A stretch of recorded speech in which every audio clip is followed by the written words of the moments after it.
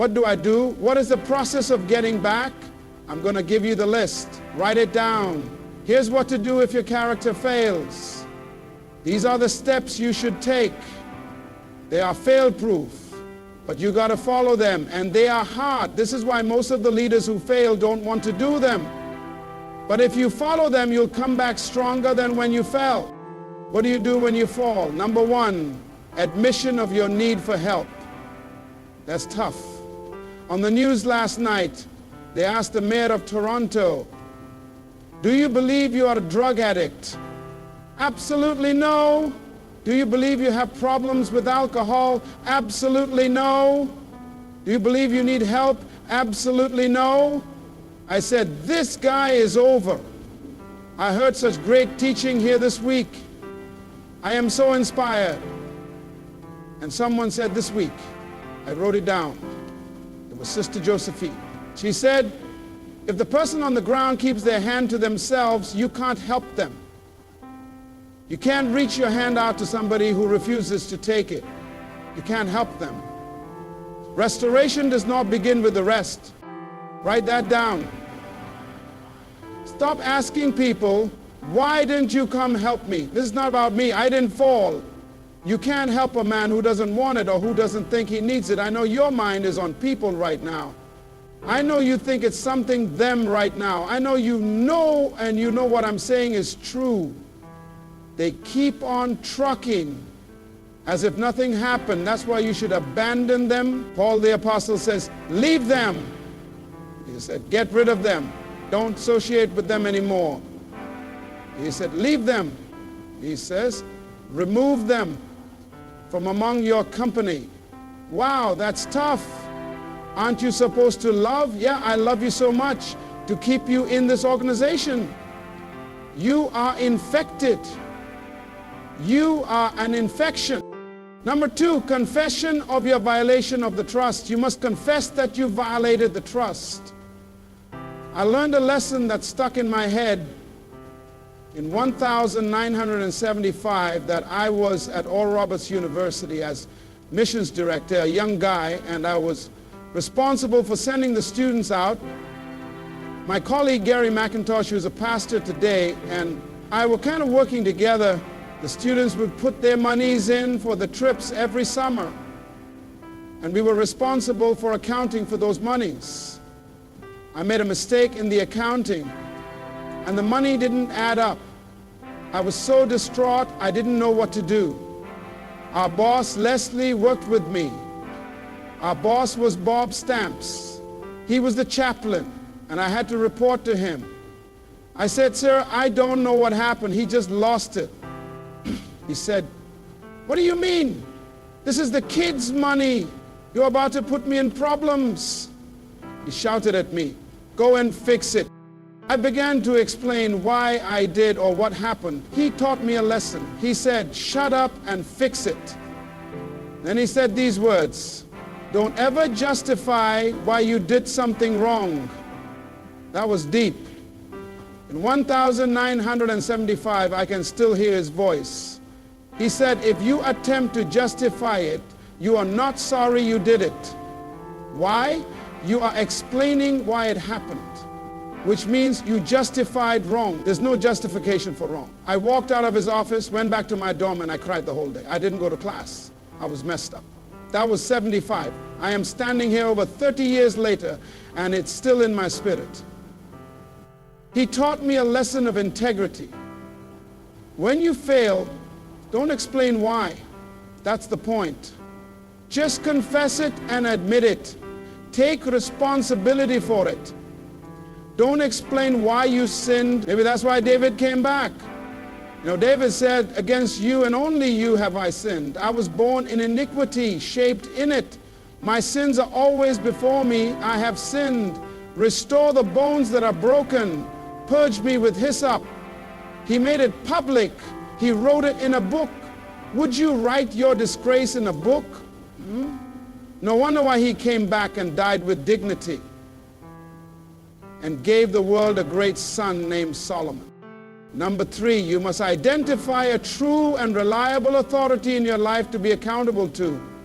That's tough. We heard that all week. It's tough to find that person. These words are very carefully written. A true and reliable authority. It's tough to find a true person. Genuine and reliable. That means they themselves have a strong character that's been tested. Thirdly, after that, you should completely submit to that authority without condition. Oh boy, ladies and gentlemen, the authority that I'm talking about is not your friend. You know, I may be friendly to you, but I ain't your friend. If you tell me I'm your authority, I'm not your friend. I'm friendly, but don't get carried away. I will lay into you like a hawk. Don't put any conditions on the submission. You know, there are so many names floating in my head that I know personally. They say things like, yes, I'd like to meet with you, but let's do it next month. I'm like, who fell, me or you? I am available on Thursday. You submit to me. You find your way, fly, come by boat, train, or fly on a crane. You come here Thursday. You got a problem, not me. Well, I have some appointments to keep. They give me conditions. Number 5. Obedience to the advice and the counsel and the instruction of that authority without condition. This means if they tell you, I want you to step down from your position for a year while we help you be restored, you have to literally go before the organization and say, look, my authority said I must step down for a year. I am going to see you next year. Sometimes they say you've got to sit down for 2 years. Sometimes they say it's over. Go find yourself another job. The damage is so great that you cannot come back to this specific position. Are you willing to follow instruction to be restored? The next one is even worse. Accept responsibility for all the failure. And you must agree never to attempt to defend yourself or your act of indiscretion. Don't ever stand up after you have fallen and try to explain it to people. I'm giving you something very important here because you are disqualified to speak. You lost your authority. So what do you do then if you want the people to accept your authority? It leads to number 8.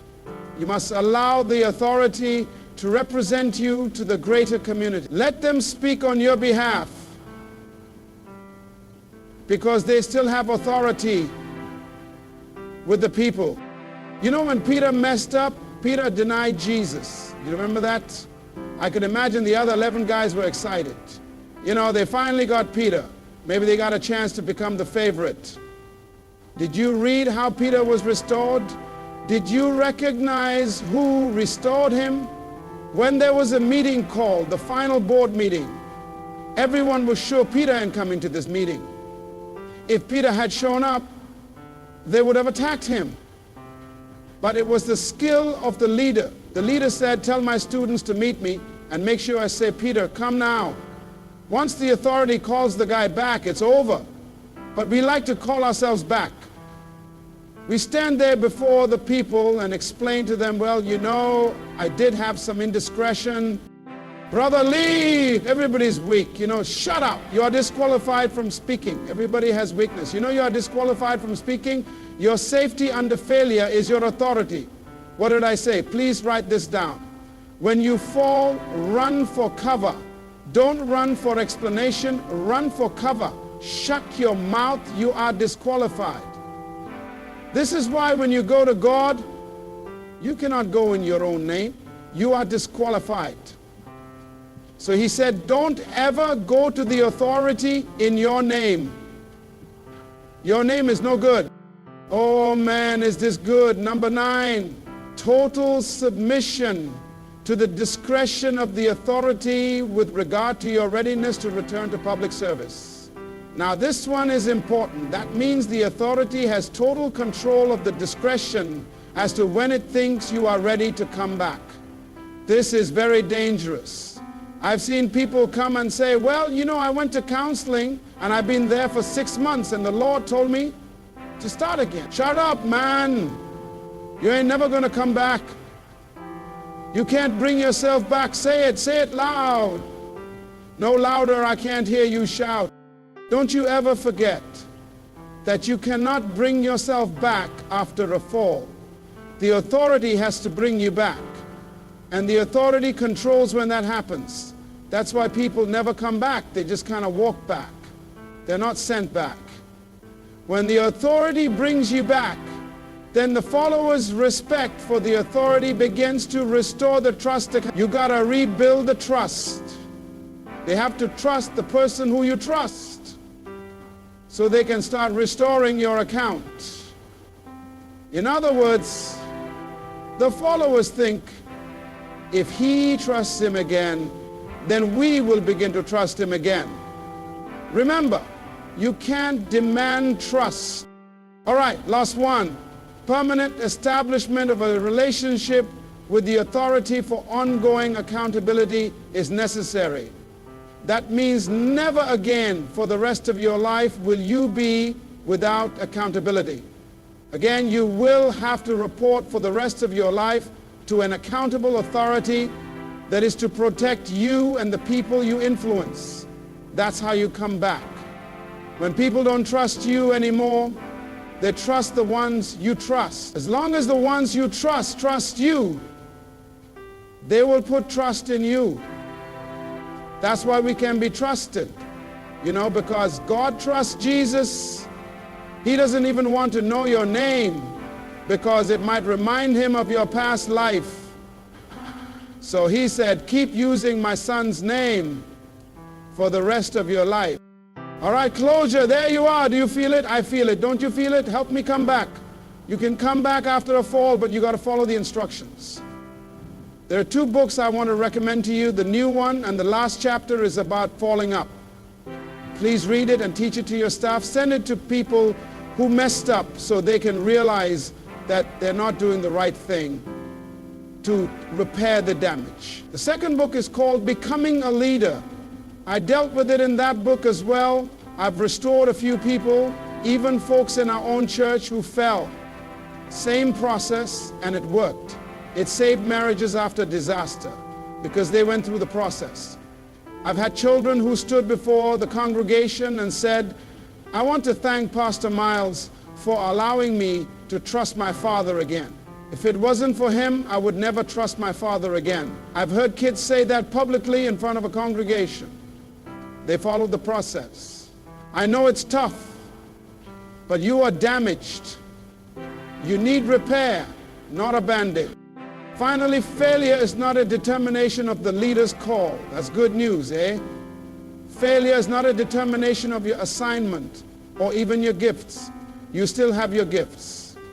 Your talents don't leave you in a failure. Failure must be seen as a detour. It's an interruption in your life. It's even an attempt to cancel destiny. You can get back on course. Your destiny is not canceled by failure. It's canceled by your inability to deal with failure effectively. So if you have fallen down in life and your character is destroyed, it's time for you to fall up and seek restoration.